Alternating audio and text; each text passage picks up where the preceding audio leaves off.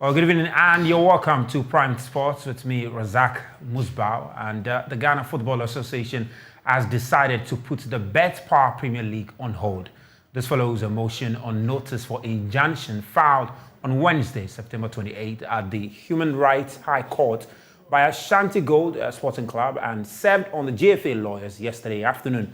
Following the receipt of the motion, the association has decided to put the league on hold until the determination of a motion on notice for injunction by the court on October 14, 2022. But what effect will this development have on clubs in the Premier League, especially the newly promoted ones? And for that, we are joined for some conversation on this by Abdullah Abdul Mantin, who is the Public Relations Officer of Tamale City FC, and also Joel Kofi Jempe, who is also the PRO for newly promoted side in Sonchaman FC. Guys, thank you so much for joining us this evening. Let me just, Kofi Jempe, if you can hear me. So far, so good for you in the Premier League, but you lost yesterday to Kumasi Asante Kotoko. I mean, bring us up to speed.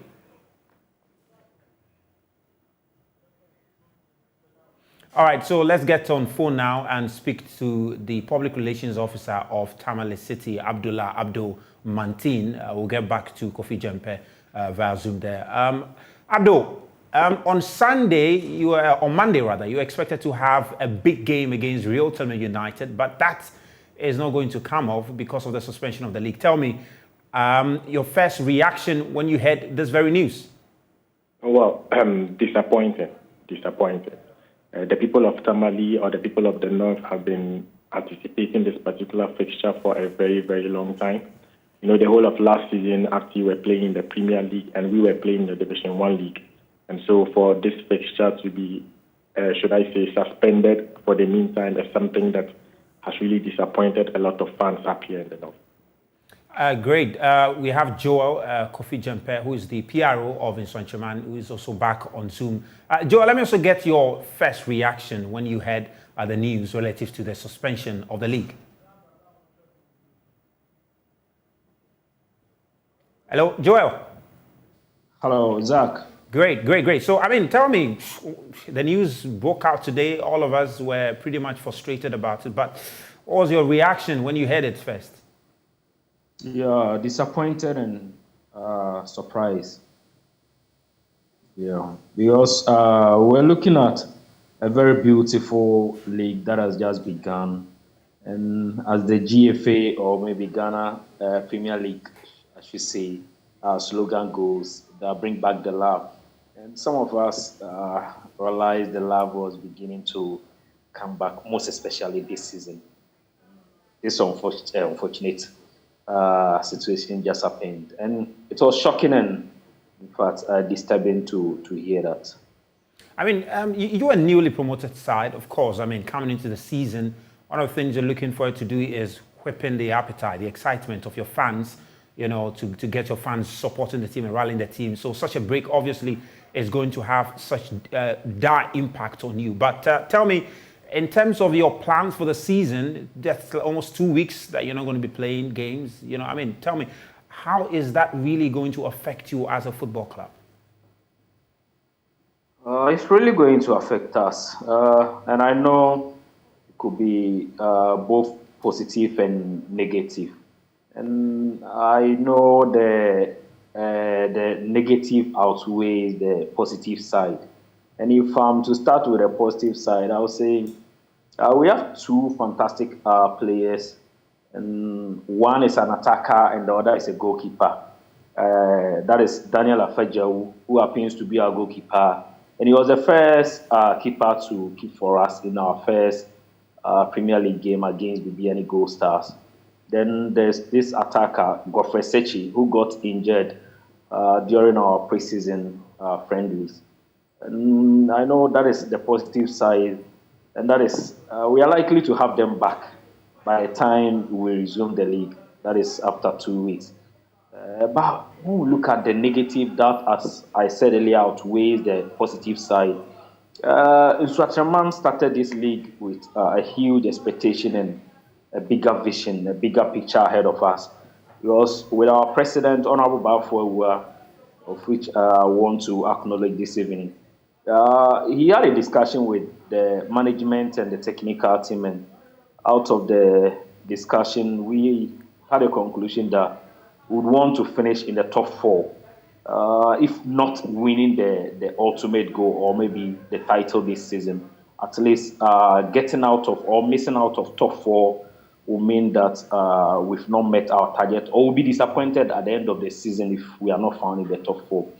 So looking at how we started, I wouldn't say we've started so well because that wasn't what we expected. We expected to win our first 5 games. That was the actual plan. But you and I know our first game we won against BBN Gold Stars, traveled to Cape Coast to meet Kotoku Royals, then we drew with them, came back to Kumasi to play against Kumasi Santi Kotoko yesterday. We lost to them 2-1. And that is an unfortunate situation. So looking at how the momentum in our team was building up, our guys were really poised for action. So you think it's really going to affect your momentum? I see. Yeah. The great. momentum. So I'll come back to you. Looking at I'll come back to you. So, okay. I mean, to a very large extent, it's going to affect the momentum that your team is already, getting themselves together as far as the season is concerned. Sure, Great. sure. Now, let me come to you, Abdul. Now, Tamale City, of course, there's been so much investment to the club. I mean, I'm pretty much familiar with the amount of money that have been pushed into the club so far. Now, the 14th of October timeline is to determine whether the injunction to continue or otherwise. And the point is that if the injunction is to continue, meaning that the league is likely to be suspended indefinitely until the matter is settled in court. If the issue on 14th of October does not go in favor of the GFA. I mean, Abdul, that is going to adversely affect you, considering the investment you've made in the club, wouldn't it? Obviously, it would affect us because we are a club that are from very humble backgrounds. We are not a club that has a very big financial backing, but we do our best to actually get our team in place to actually start the season very well. And so if it happens that the league goes on suspension, then it means that all of our investments have actually gone wasted, should I say. And so we are just hoping that come 14th, the Ghana Football Association would actually have edge over Ashanti Gold in the final judgment. I mean, what are you doing, between now and 14th of October? What are you doing to try and get your players in shape and, to try and get the fans still excited ahead of that crucial game against Real Tamale United? What are you doing in the club? Well, obviously, this is not the way we anticipated that our season would start. We have lost 3 games in a row. That is a club record. For the very first time in our history, we have lost 3 games in a row. That is quite disappointing for ourselves and then the fans in general. And so I think that this is actually a blessing in disguise. Probably it will give us an opportunity to assess the team very well, play more friendly games, and then see how better we can keep the team in shape for the game against Real Tamale United. Joel, finally, tell me, what are you doing? What is Nsontraman doing between now and 14th of October while the league is on break? Well, the management of the club is here to meet tomorrow to have a final decision on that. But I wouldn't be surprised if we settle on maybe staying at the camp to continue with our training. So it's really not the best for us, but I think that is how far we want to go. Because we wouldn't want to break the momentum in the camp, as I said earlier. Well, Joel and Abdul, thank you so much for your time tonight on the Prime Sports here on the Johnny's channel. We'll definitely continue this conversation in our subsequent bulletins. But let's move on because Hearts of Oak are looking for a new coach after the departure of Samuel Wedu on Tuesday. Joy Sports takes a look at the number of coaches who have had stint with the Phobians since the way after they took over in 2012.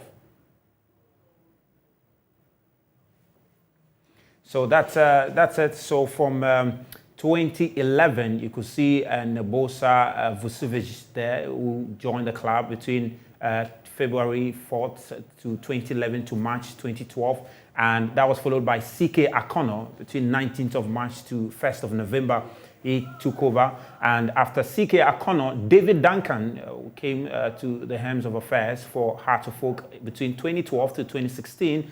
And then Herbert Ado came through also between 2014 to 2015. Then Kenichi Yashuai, that's a very, very popular coach within the Heart of Oak circles there. And between 2015 to 2016, he was also in charge of Heart of Oak. Then after that, then you have Sergio Traguil, who also came between 2016 June to August 2016. Then he spent quite some good time there, just a very short stint there. So between 2011 to 2016, Heart of Oak had already done 6 coaches. And so afterwards, Frank Nuttall also came through between 2017 to 2018. And Henry Wellington also took over from Frank Nuttall between 2018 to February 2018 to June 2018. And Kim Grant also came through in November of 2018 and was at the helms of affairs until 31st of December 2019. And finally, Costa Papic also took over from 1st of December 2020 to 15th February 2021. But Papic left to take a new job in South Africa, and Coach Samogbedu decided to take over from there. And from 1st of March 2021 to 27th of September 2022. That's 11 coaches Heart of Oak have had in the last 11 years since the Afede became the majority shareholder of the club. Well, let's move on, because FIFA high performance specialist for Africa, Faisal Chipsa, says Ghanaians should lower the expectation for the World Cup. He was speaking in an interview with Joy Sports. The former head of academy recruitment for MLS side, Charlotte FC, says the national team is in transition, though it has the quality to reach the last 4. I like the stability in the team now, especially on the technical side. One thing I'm also happy about is the noise around the Black Stars all of a sudden seems like it disappeared. Before then, there was just so much noise on call-ups and coaches, and that really is not healthy for a team that's trying to qualify or compete at the World Cup. So one thing that I think our technical team now have brought, which again I'm happy with, is to reduce that noise. So now we have a positive environment where they can try new things, they can pass on the ideas of football, and even with the team itself, we still don't have a solid, team that has been together for a long time. There are still new faces coming in, as you would expect. So I think we should calm down, just like you said. Look beyond the World Cup, in my opinion. What's next after that? But at the same time, we still have to go and compete. So I like what they're doing. I like the players that have come in. Unfortunately, we just don't have enough time to get to know ourselves and what works well for us. But we still have to go and perform. How well do you think we can do at the World Cup? How well? How well? If we get to the Final 4, I'll be happy. Semi-final, you think? We have the quality to do that? Remember, we have the quality, that's one thing. But this is a tournament. You need a bit of luck. Even the champion team, the champions need some luck. You need to avoid some... I remember the 2018 World Cup when Germany was beaten by South Korea. No one saw that coming. Exactly. So you need a bit of luck, no matter how you look at it. You have to avoid certain teams early on. Because again, once the tournament starts, you build momentum and go into the quality rounds. That's when you begin to find yourself. So I'm hoping that we get to the Final 4. The full interview will air tomorrow on the Joy News channel here, so do stay tuned for that. But away from football, host and win is on course as Ghana clash with old foes Nigeria in the grand finale of the MIA Rugby League Championship final on Saturday. Joy Sports' Benaya Elom has more in the following report. The National Rugby League team were in superb form as they secured a big win against Kenya in the semi-finals of the tournament. The Leopards were too good for their opponents, especially in the opening 20 minutes of the first half. Team Ghana secured a hefty 26-6 win at the expense of the visitors. Ghana coach Andy Gilvary was pleased with the performance of the team. I don't think the scoreline reflects how good Kenya were. They challenged us on the wings a lot because they like to pass the ball around. I think if they're just a little bit calmer with the ball, they'll get more points on the board. They tried to push it a few too many times and we got them into touch. So they did us a favour really, but our boys were very good. Defence was strong, communication was good, and they did everything I asked of them and we got the win. Which we've improved over the last 3 years, like out of sight, and everything I've asked them to do in training, they've been able to put together, and you've seen today they've put in a great performance and they should be very proud. Captain of the National Rugby League team, Radik Aliba, is already looking forward to Saturday's final. Anyone who comes, they should be ready. We'll smash them, that's all. We are just ready for anyone because we are leaving the trophy here. It's ours. And we are going to South Africa next year. So we are just ready for whoever comes. We don't even mind. We just put in the work, put in the same effort that we put in today, and then we'll definitely do our best to win that match as well. After whitewashing West African neighbours Cameroon in the semi-finals, 2019 defending champions Nigeria will clash with host Ghana in the finals. Kenya, who lost to Ghana in the semi-final, will compete for honours with Cameroon in the third-place playoff. The first edition of the Middle East African Rugby League Championship was held back in 2015.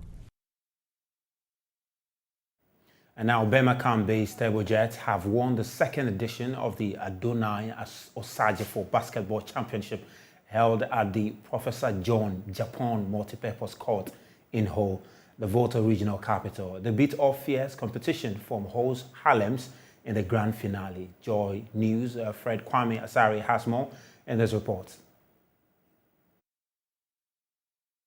The Professor John Japan Multipurpose Court was a sight to behold when 6 teams converged to participate in the second edition of the Adonai Osajefo Basketball Championship. They included Bruins, Knights, Aftown Flames, Harlems, Table Jets, and Pylons. Aftown Flames took off the championship, whipping Pylons 76-24, recording the highest score in the competition. They, however, could not stand the heat from the Hull-based Harlems, losing 30-20, but qualified to the semis. Table Jets sailed their way to the semis, beating Knights 54-20 and the Bruins at the group stages. Aftown Flames, however, failed to progress to the finals after losing 37-39 to Table Jets in the semi-final. Hull-based Harlems had an automatic qualification to the final after the Bruins forfeited their semi-final game.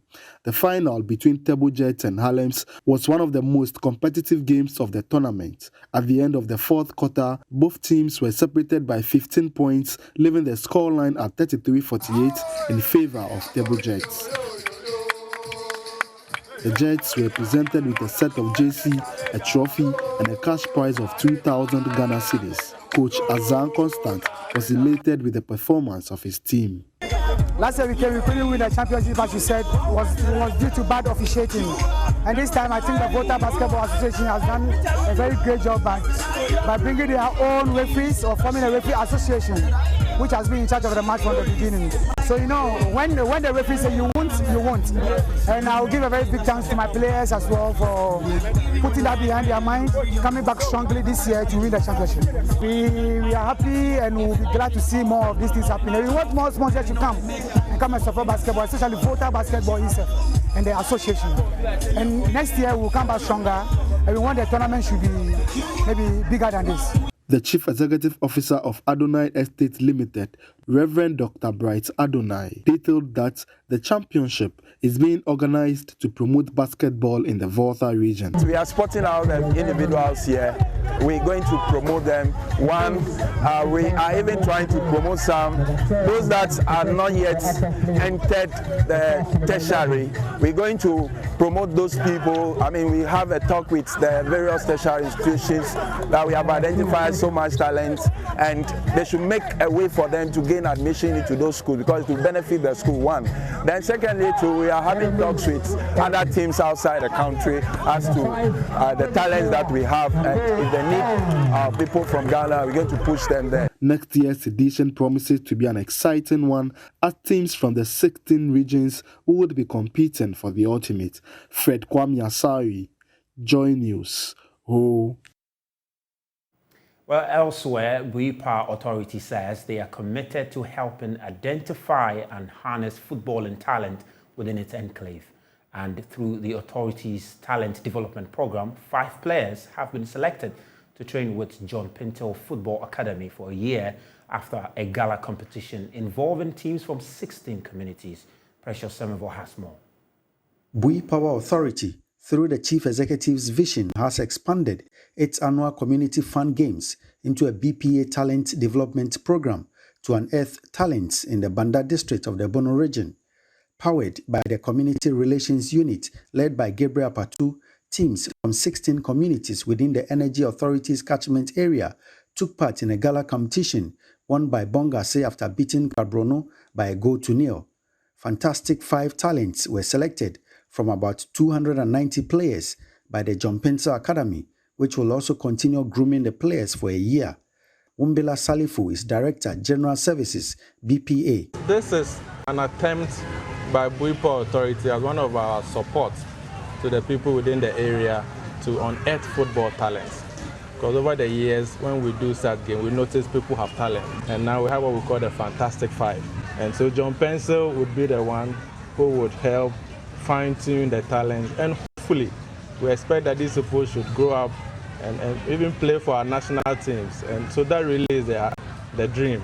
And it serves as a motivation for young talents here to also keep practicing. And hopefully one day, they also make it and go to the academy where their talents can be further sharpened. He also talked about BPA's plans to develop sports infrastructure. Plans are far advanced to build an astroturf within the area to promote football.